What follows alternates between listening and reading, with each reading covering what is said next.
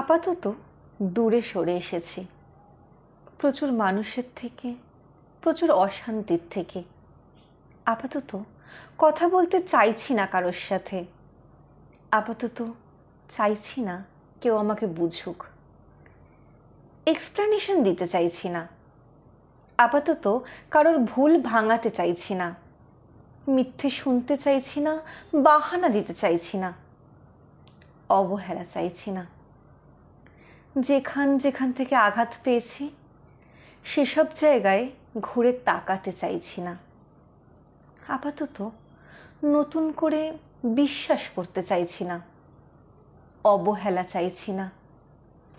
একটু ভালোবাসা পাওয়ার লোভে এ দরজা সে দরজা হাত পাততে চাইছি না।